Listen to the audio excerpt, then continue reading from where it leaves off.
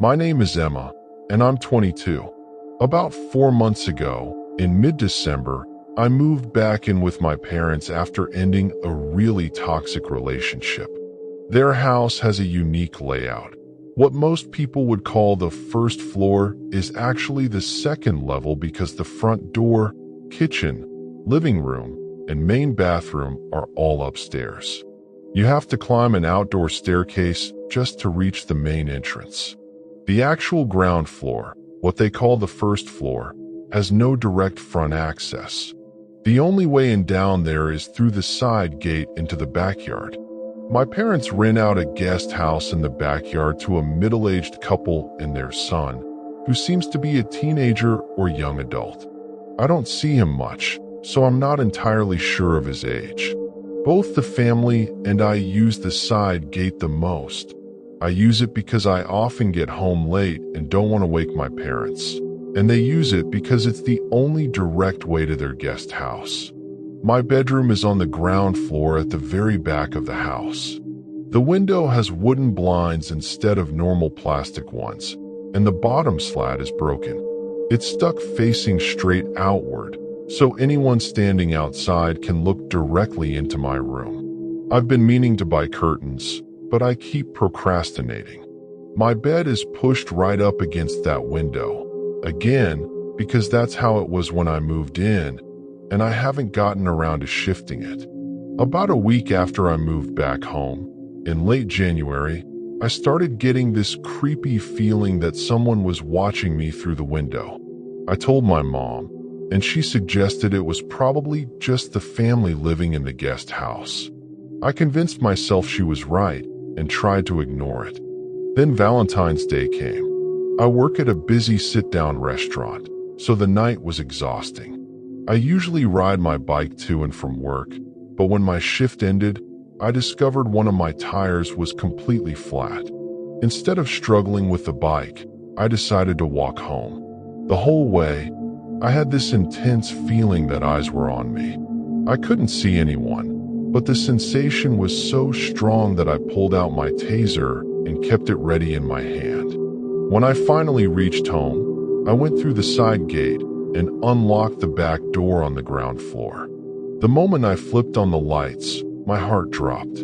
My bedroom door, which I always keep closed because of our greedy dog who once devoured an entire stash of chocolate, was wide open. From the back entrance, the ground floor is mostly an open space filled with my parents' storage boxes. You can clearly see the layout: a small bathroom on the right, then my room, then my dad's office, and the stairs at the far end. My door is the first one visible, so there was no mistaking it. The door was definitely open. Every instinct told me to run upstairs, but I was so tired that I ignored the warning signs. I went into my room, got changed, and passed out almost immediately.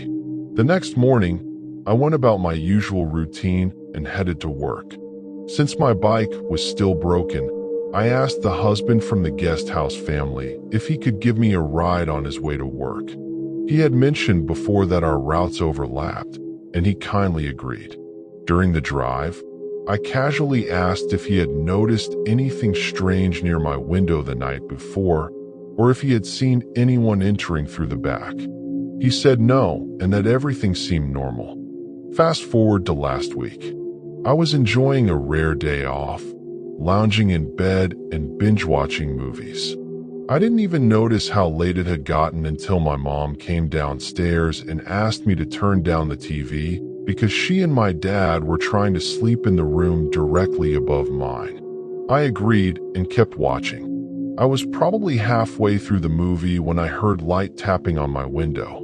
I glanced over and caught something dart away extremely fast. So fast that if I had blinked, I would have missed it. I told myself it was probably just an animal and brushed it off. Around 1 a.m., I suddenly felt that same heavy sensation of being watched. I looked around but saw nothing. I finished the movie, turned off the TV, and my room plunged into complete darkness. I had been asleep for 2 or 3 hours when the tapping started again. Still half asleep and foggy, I assumed it was my dog scratching at the door and ignored it. Then I rolled over to face the window and froze. There was a clear silhouette of a person standing right outside my window, slowly tapping on the glass. My entire body locked up in terror. I couldn't move, couldn't scream, couldn't even breathe properly. I lay there paralyzed, watching the shadow continue to tap for what felt like 10 to 15 long, agonizing minutes. Finally, the figure turned and disappeared into the darkness. As soon as it was gone, I grabbed whatever I could, my pillow, blanket, phone, charger, fan, and my dog, and ran upstairs to sleep on the living room couch. Since that night, I've only gone into my bedroom during daylight hours. I refuse to walk to or from work anymore, and I've been sleeping on the couch in the living room every night because I'm terrified of being watched while I sleep. I'm almost certain someone is stalking me, but I have no proof and no idea who it could be. The broken blind, the open door that night, the feeling of being watched, and now the shadow at my window, it all feels connected. 93% of our viewers are not subscribed to our channel. If you really enjoy our content and often find ourselves watching our content, do consider subscribing. It motivates us and helps us deliver content consistently. I still wake up in a cold sweat sometimes when I remember that night. My name is Alex, and I was a first-year student in Toulouse, living alone in a small apartment my father had rented for me. Unlike most students crammed into dorms, I had my own place, a quiet building in a residential area. Everything felt normal until one ordinary evening changed that. It started on a regular grocery run. I was walking back from the big supermarket near Compiègne Caffarelli, bags in hand, when I passed a tall blonde man, probably around 40 years old and at least 1.80 meters. He was wearing old, battered work boots that left dirty, distinct prints on the pavement. What caught my attention wasn't his height or his boots. It was the way he stared at me. His eyes were cold, judgmental, almost like he was sizing me up. I felt uneasy, but I told myself it was nothing and kept walking. From that day on, something strange began. Every single time I went to that supermarket, he was there. Always. Same intense stare. Same unsettling presence. At first, I brushed it off as coincidence. Maybe he lived nearby. Maybe he was just an odd guy who liked to people watch. I try not to think about it too much. But then the encounters escalated. One afternoon, after classes, I walked out of the university building wearing my usual college sweater. There he was again, sitting on a bench right near the main entrance. He wasn't doing anything, just sitting, watching. The discomfort I felt that day was much stronger. It no longer felt random. It felt like he was looking for someone, and that someone was me. Still, I said nothing. I hurried home and tried to forget. Then came the night that still haunts me. It was around 10 p.m. I had just finished cooking a simple dinner and decided to take the trash down to the ground floor bins. The moment I stepped out of the elevator, I froze. Clear boot prints, the same worn, distinctive pattern I had noticed weeks earlier, were visible on the tiled floor, leading straight toward the staircase that went up to my floor. My stomach dropped. I quickly dumped the trash and practically ran back to my apartment, locking the door behind me with shaking hands. I told myself I was being paranoid and went to bed early. Sometime deep in the night, I jolted awake with my heart racing. I don't know what woke me, a sound, a feeling, pure instinct, but a heavy sense of dread washed over me. Something felt wrong, very wrong. Still half asleep, but suddenly wide awake with fear, I quietly got out of bed and crept to the front door. I pressed my eye against the peephole, barely breathing. He was there, The same blonde man was sitting on the floor right outside my apartment door, leaning against the wall with his eyes closed. For a terrifying moment, I thought he was asleep. My pulse hammered so loudly I was sure he could hear it. Then he moved. He stirred slowly, as if he had been waiting. He wasn't sleeping at all. He rose to his feet with deliberate calm, stepped directly in front of my door, and stood perfectly still, facing it. I realized with horror that he must have heard me approach the peephole. For several long seconds, nothing happened. Then, without warning, he reached out and pressed down on the door handle. It didn't move. The lock held. He tried again, harder this time, putting real force into it. The handle rattled, but the door stayed firmly shut. I didn't dare breathe.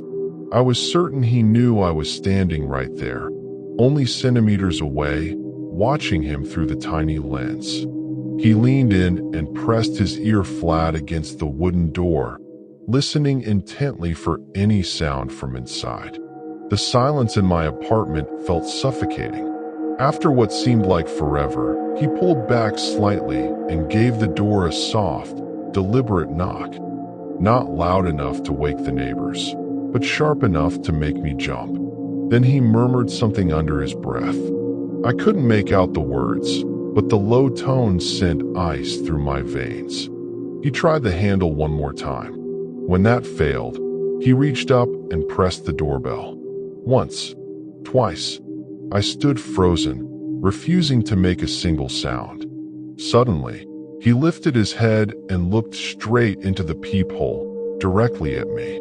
A slow, chilling smile spread across his face.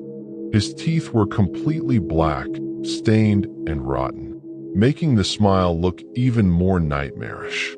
He knew I was there. He knew I was watching.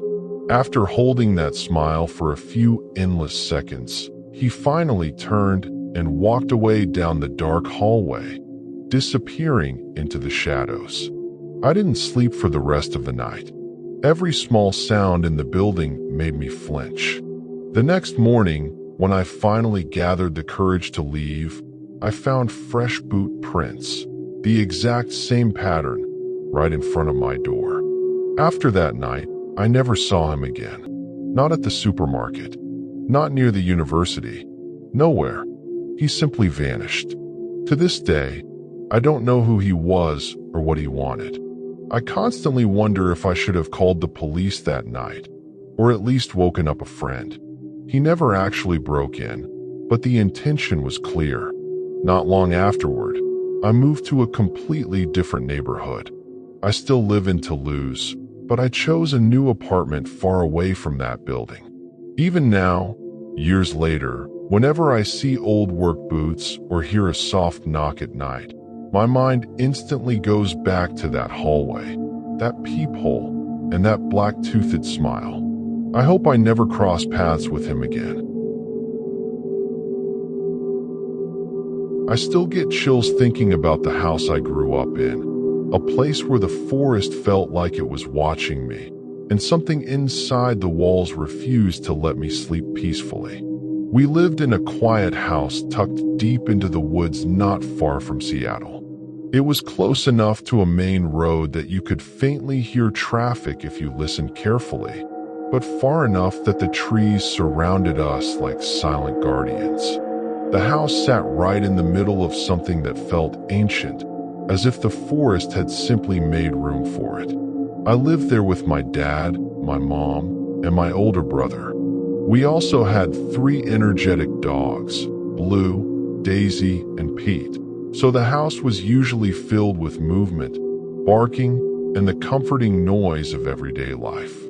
At least, that's how it started. I was only about 5 years old when the strange things began. At that age, I had no concept of ghosts, spirits, or anything paranormal. No one had planted those ideas in my head. Whatever I experienced, I felt it purely, without any preconceived explanations. Just raw, unexplained moments that didn't make sense. At first, the incidents were small and easy to dismiss. I would feel a sudden tug on the back of my shirt when no one was standing behind me. I'd catch a flicker of movement in the corner of my eye, but the second I turned to look, it vanished. These little things would happen, linger for a moment in my mind, and then fade away until they started repeating. Then my mom passed away. After that, the entire atmosphere in the house changed in a way I couldn't fully explain as a child. The quiet felt heavier. The nights stretched longer, and the small, dismissible occurrences stopped being small. The activity seemed strongest at night, especially in my room. One particular night, I woke up to the sound of slow, deliberate footsteps inside my bedroom, coming from the left side of my bed. They weren't in the hallway. They were right there with me. I lay completely still, barely breathing, and pulled the blanket over my head, hoping it would somehow protect me. Then, without warning, a loud, guttural roar exploded right next to my ear. So close it felt like whatever made the sound was inches from my face. I didn't think. I just reacted. I threw the blanket off and ran out of my room, sprinting down the hallway and bursting straight into my brother's room without knocking. I climbed into his bed and stayed there, too terrified to look back toward his open doorway. In the dark, it always felt like something could be standing there, silently watching if I stared too long. After that night, the experiences intensified. Some nights, while I was hiding under the covers, I would feel the end of my bed suddenly shift, not a slight settling, but a clear movement, as if something heavy had sat down or was lightly bouncing on it. I never looked. I never checked. I just stayed frozen and waited for the feeling to stop. During the daytime, things were calmer but never completely gone. I would sometimes hear muffled voices coming from behind closed doors when the house was empty. They weren't loud enough to understand, but they were unmistakable. Other times, I'd catch shadows or movements shifting just out of sight. Then there were the dreams that didn't feel like ordinary dreams. They felt too real, too close, like they were happening just on the edge of waking. In one, I saw glowing red eyes staring at me from the end of the hallway. In another, I walked into the living room and saw my mom standing at the stove in the kitchen, cooking as if nothing had ever happened. I approached without question, but when I looked outside into the yard, Pete was there, except his body looked distorted, stretched, and uneven, like something had tried to form him incorrectly. When he turned and looked at me, I jolted awake. Even outside the house, the strangeness followed. I would sometimes stare toward the edge of the forest and see figures standing among the trees, just far enough away that I couldn't make out clear details. Sometimes they looked human. Sometimes they would raise a hand and wave. I never waved back. One afternoon, the experience nearly pulled me further in. My brother had friends over, and everyone was outside talking and playing.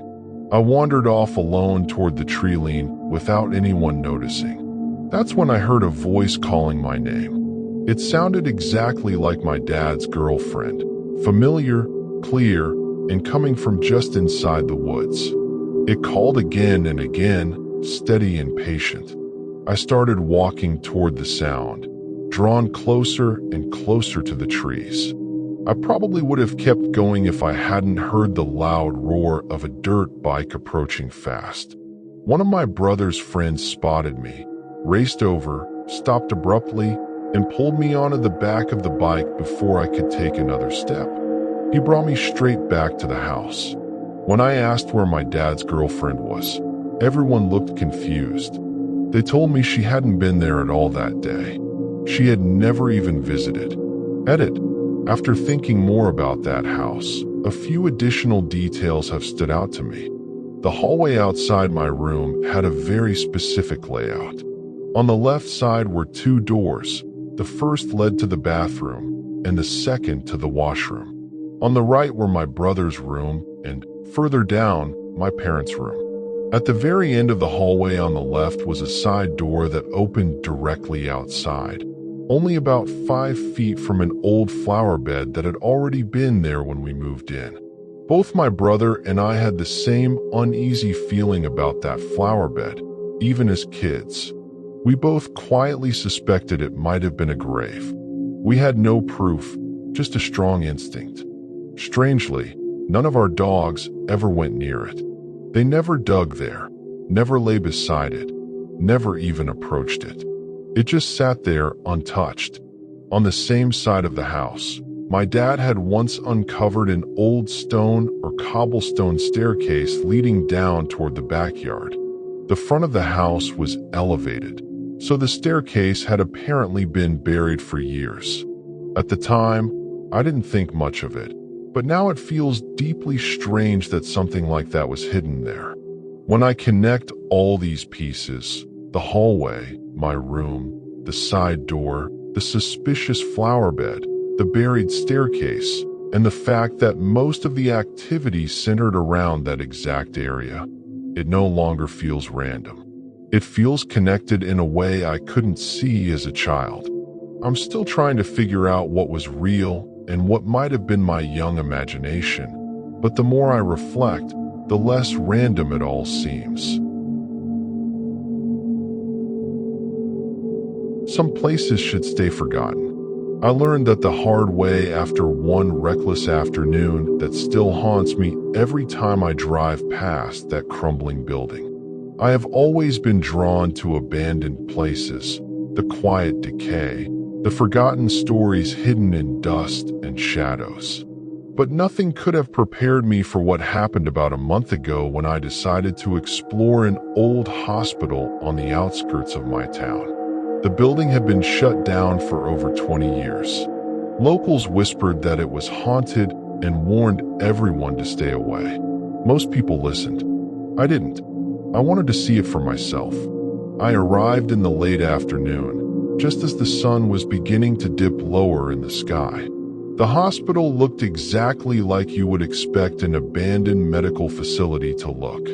Broken windows with jagged glass edges, peeling paint that hung in curled strips from the walls, and stubborn weeds pushing up through the cracked pavement of the parking lot. The main entrance was chained and locked, but a side door on the ground floor was slightly ajar.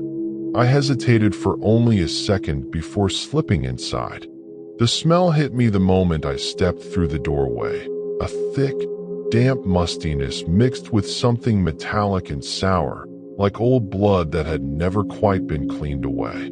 My flashlight beam barely cut through the thick darkness, but it revealed a chaotic scene. Rusted hospital beds pushed against walls, overturned wheelchairs, and scattered pieces of old medical equipment lying across the dirty floors. In some rooms, patient files still sat open on desks, yellowed papers covered in faded handwriting. Seeing them made the place feel strangely alive, as if the staff and patients had simply walked out one day and never returned. I made my way up to the second floor, my footsteps echoing softly in the empty corridors. That was when I first heard it. Footsteps. At first, I tried to convince myself it was just the wind moving through the broken windows or the old building settling. But then they came again, slow, deliberate steps directly above me on the floor overhead. I froze in place, my heart hammering loudly in my chest. The footsteps stopped for a moment, then changed direction and began moving steadily toward the stairwell. I called out, my voice sounding small and shaky in the vast silence. No one answered. Curiosity overpowered my fear. I gripped my flashlight tighter and slowly climbed the stairs to the next level. That was when I saw it. At the far end of the long, dark hallway stood a figure. It was just a silhouette, human-shaped but impossible to make out any clear details. It didn't move. It didn't breathe. It simply stood there, perfectly still, facing me. Every instinct screamed at me to turn and run, but something stronger pulled me forward. I took one cautious step closer. Then, in an instant, the figure vanished. No sound of footsteps, no rustle of movement. It was simply gone. My flashlight flickered violently, and for a few terrifying seconds the entire hallway plunged into complete, suffocating darkness. When the light finally steadied, I didn't wait around. I turned and ran down the stairs as fast as I could, heading straight for the main lobby and the exit. But when I burst into the lobby, I skidded to a sudden stop. Fresh handprints covered one of the walls. Dark, smeared marks that looked wet and recent. I knew for certain I hadn't touched any walls, and there was no possible way anyone else had been inside the building with me. My stomach twisted with fear. I didn't hesitate any longer. I bolted out the side door and sprinted to my car. Once inside, I locked the doors and finally dared to look back at the hospital. It appeared empty and silent, but I could have sworn I saw a dark shadow shift behind one of the broken upper windows. My hands were still trembling as I drove home without stopping once. That night, sleep refused to come. Around 3 a.m, my phone suddenly vibrated on the nightstand. I had received a text from an unknown number. When I opened it, my blood ran cold. It was a photo taken inside the hospital. I immediately recognized the long hallway on the second floor. In the background of the image stood a blurred but unmistakable human figure, the same silhouette I had seen earlier. I deleted the photo immediately and changed my phone number the very next day. I have not gone back to that hospital since, and I never will. I keep trying to convince myself it was all just a prank, or that my imagination had run wild in the dark. But deep down, I know the truth. Something is still lingering inside that abandoned hospital. Something that watches anyone who dares to enter. It doesn't want to be found, but it always finds a way to make itself seen. Even now, whenever I drive past the building during the day, my chest tightens with unease. I catch glimpses of movement in the broken windows and tell myself it's only a trick of the light or shifting shadows from the trees. But I know better. Whatever is in there does not want visitors, yet it will never let them forget that they were watched.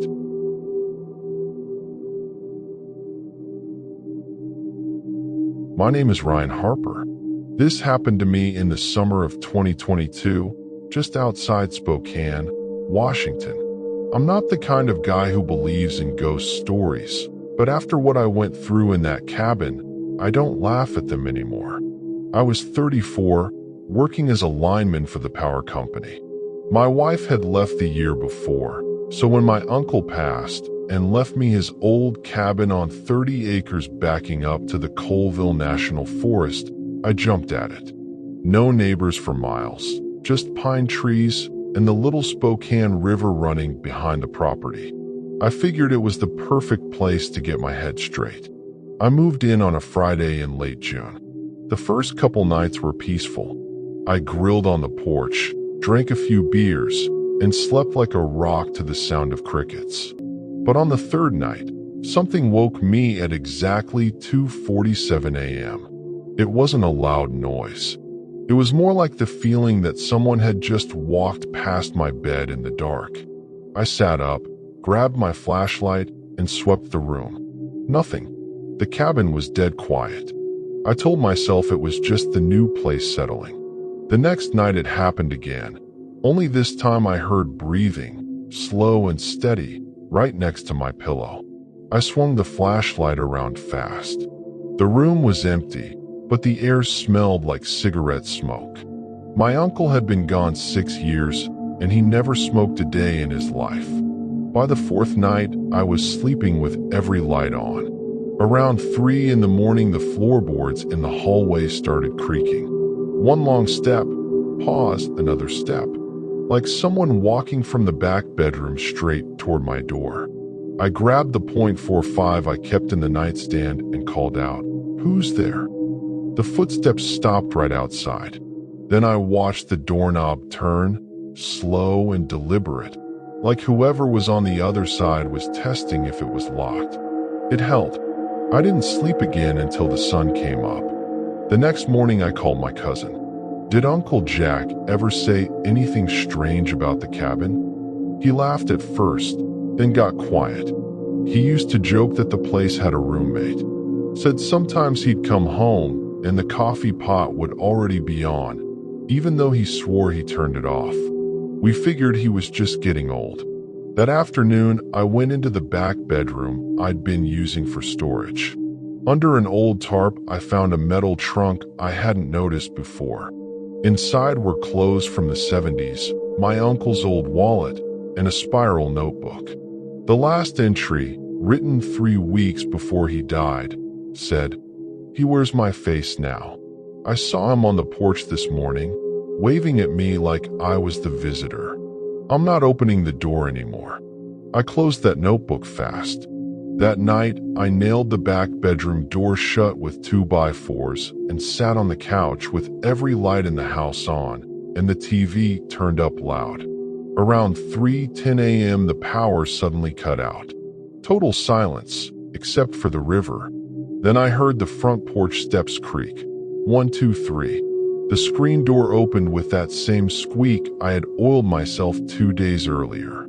Footsteps crossed the living room and stopped about 6 feet from where I was sitting, frozen on the couch. Then a voice, my own voice, said softly, "Ryan, it's cold out here. Let me in." I couldn't move. The voice tried the doorknob. Click, click. Then it laughed, low and easy. The exact same nervous laugh I make when I'm trying to play it cool. "Come on, man. I've been walking all night." With shaking hands, I raised my flashlight and pointed it at the window beside the door. For 1 second, the beam caught a reflection in the glass. My own face staring back at me from the porch. Same beard stubble, same faded Seahawks cap, same scar over my left eyebrow from that bar fight in 2018. But the eyes, they were wrong. Too wide, too black, like holes burned through paper. I fired the .45 straight through the door. The shot was deafening. When my ears stopped ringing, the porch was empty. No blood, no footprints, just the sound of that laugh fading off into the trees. I left at first light, drove straight to my cousin's place in Spokane, and never went back. The power company transferred me out to the coast a couple weeks later. I still climb poles at night sometimes. When the wind blows just right, I swear I can hear footsteps climbing the metal rungs right behind me, matching my pace exactly, always 1 rung below. I sold the cabin a few months later to some hunter from out of state. He texted me once, about 3 months after he moved in. "Place is great. Who's the other guy that stays here? He looks just like you." I never answered him. That's my story. Real cabin. Real summer. Real me. If you're ever driving through the Colville National Forest and you see a little green cabin with a porch light that keeps flickering even when the power's out, just keep driving. Some roommates don't leave when you ask them to.